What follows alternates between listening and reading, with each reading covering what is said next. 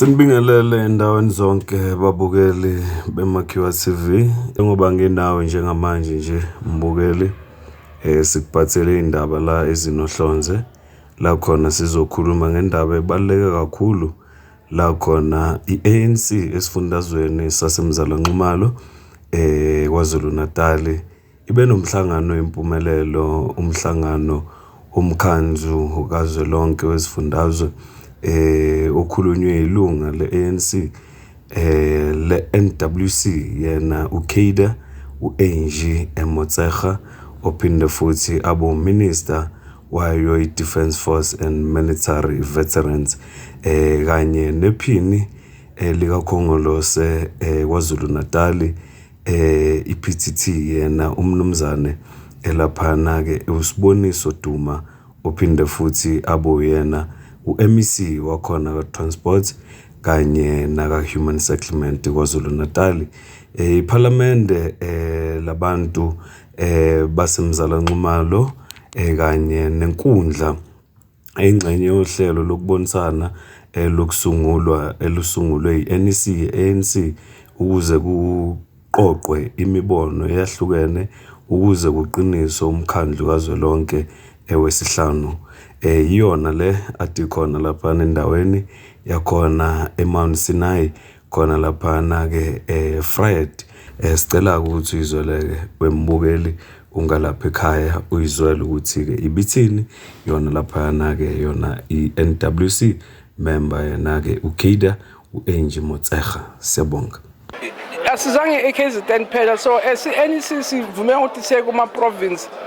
onke ama-region onke silungisela i-NGC yethu khona i-base document ekhona ekufuneka ama-branch ethu axoxisane ngayo because lo base document yethu yiyo ezaba mhlahlandlela but through la base document sithemba ukuthi ama-comrades ethu will understand some of the things ezenzeke national abo-GNU ukuthi kuqedwe njani at national but okwesibini to get also our branches to feed into the system ANC policy development. And then amongst other things we're obviously worried about, it's about our, especially Gauteng nase KZN, about our losses, to continue to understand how we got there and how we recover. But secondly, into esixoxe kakhulu ukuthi siyakha njani futhi inhlanzo yethu nomsebenzi sinawo siqhubeka kanjani both ku-ANC naku government and siyabaleka siqinisa njani